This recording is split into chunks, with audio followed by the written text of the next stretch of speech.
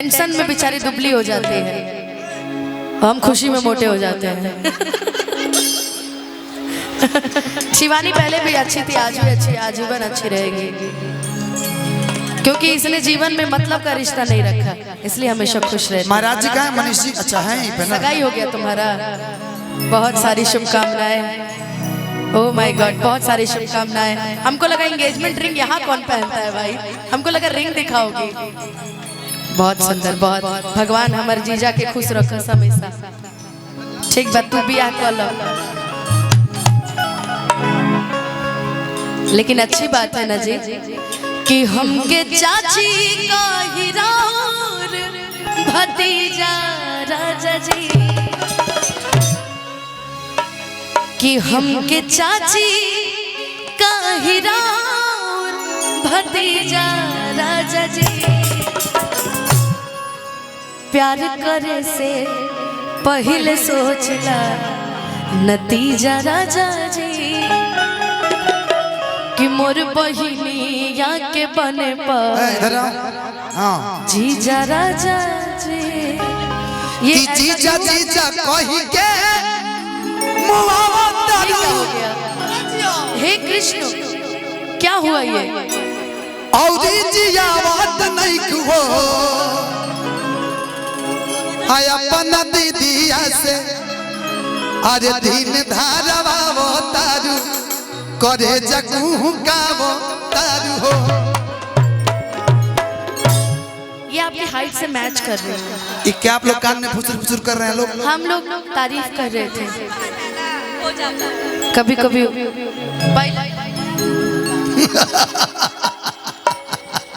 सही बता रही हूँ, नहीं पढ़ती मेरी। एगो सूरज, एगो तू, बस दूगो से देखा, नाम लेते शैतान हाजिर। देखिए नहीं पड़ता एकदम, नाम लेते शैतान हाजिर। हम आजकल गंगा जल छिड़क रहे हैं, गंगा जल। कुंभ में सूरज भाई गंगा जल, अभिजीत भाई गंगा जल छिड़क रहे हैं आजकल। हम और सूरज बात के पक्के हैं, लोगों की तरह नहीं है। बनना भी नहीं, बनना भी नहीं चाहिए। संबंध निभाने वाला होना चाहिए, बिल्कुल, तोड़ने वाला नहीं। लेकिन हम जिस गाने से शुरुआत करते हैं ना शिवानी के लिए, वही गाना गाएंगे। घर भर के जिम्मा सैया, अरे हमारे कपार बा। साचो मतलब बोल हम रहे चिपक उससे रहे, घर भर के कहते कि जिम्मा हमरे कपार बा, कि ते हमें बदौर दिए ने चढ़ल बुखार बा। हे प्रभु, हे प्रभु, की बात बुझाना ता, की बात बुझाना ता, हो जाए नाराज रजो, आ धोखेबाज रजो, उड़न बाज रजो। कि छाने छाने बदले तोहरो मिजाज ए रानी, मिजाज तेकर बदल लगे, रोज शाम के बुखार लगेला। ये अब देख, आज हम पकड़ा गए मैंने उरेब जगह 5 जना पकेले। हे नारी, आप आज हम पे हैं भारी। लाला चारे नारी पे रहुआ भारी रहे। नारी हम हर के ऊपर फिदा होए वाला लड़की ना है। हम फिदा होने के लिए नहीं बोल रहे। चार नारी आप पे भारी है, वो ठीक है। तो डर बना तब हो। हम तो बहन है ना आपकी। हाँ, आप तो मेरी बहन है। शिवानी एगो हाई हाथ पकड़ ले, एगो हाई सोहन भैया, अब हम का करब? आ तू को कहां गईली सर? हो दे आग तो बोला आग घींचे लागलो तो हम तो फट जाब नीचे से ऊपर ले।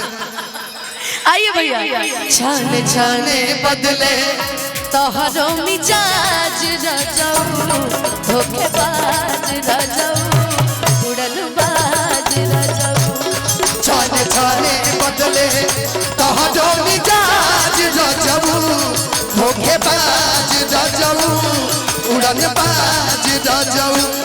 तोहरा आदत से, तोहरा आदत से, तोहरा आदत से हो जाए, तोहरा आदत से, तोहरा आदत से हो जाए नाराज रजौ, धोखेबाज रजौ, उड़न बाज रजऊ छाने छाने बदले तोहरो मिजाज रजऊ उड़न बाज रजऊ धोखे बाज रजऊ हमरा के तड़पा के तू बोला का पैबा हमरा के तू बोला ना का पैबा ए रजऊ भाग पैबा कि ना आईबा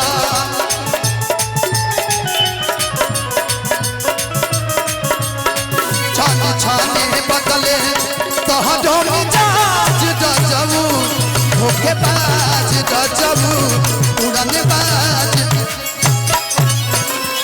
घर भर के जिम्मा सैया हमारे कपार हमरे कपार बा हे हमें बदौलत ये ने चढ़ल बुखार बा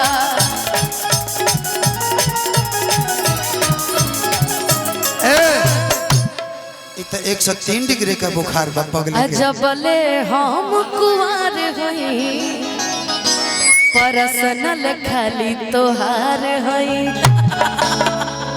आप आइए आप किसकी एंगेजमेंट हो गई इसलिए मैंने बोला अच्छी बात है खुश रहती है ये कि बात बुझाना था बात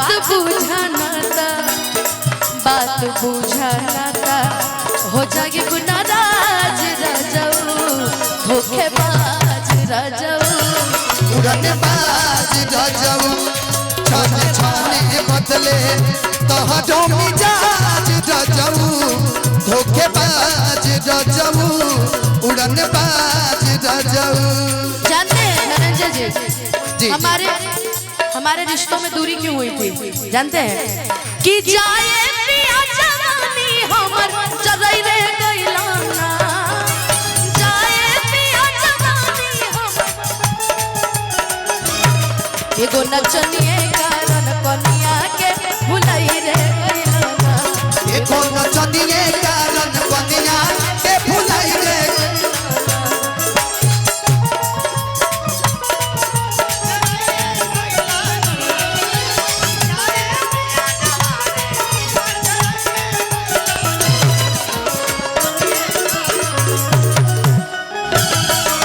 एगो नचनिए कारण कनिया के भुलई रे लेकिन अनुपमा जी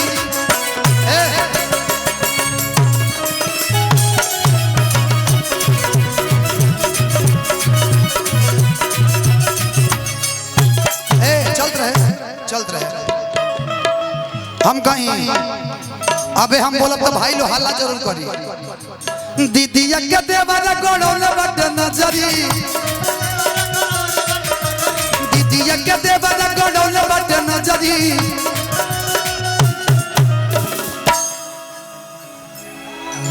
आगे हम ना बोलब कि सगरो चीज होइया चिकन चाहे जवानी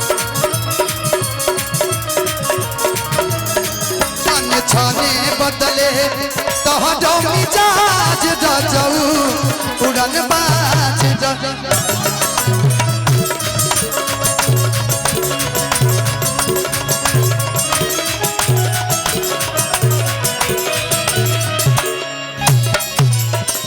सासू जी से लहरा लाता अनुपमा जी मुखिया जी सासू जी से लहरा लाता होत रोज कांडवा पलंगे पर बैठल पूरत डिमांड बा पलंगे पर बैठल नीलत डिमांड बा हाँ होना भी चाहिए लेकिन कहल जाला नु ए धनंजय भैया हाँ। कुत्ता के तुम सीधा ना हो सकेला कबो जीवन सही गलती ऊ करिए इल्जाम हमरा पे आई यही से काहे के हुआवत नहीं खे के हुआवत नहीं खे के हुआवत नहीं खे आदत से बाज रजऊ होके बाज रजऊ उड़न बाज रजऊ होके बाज रजऊ उड़न बाज रजऊ छने छने बदले तोहरो मिजाज रजऊ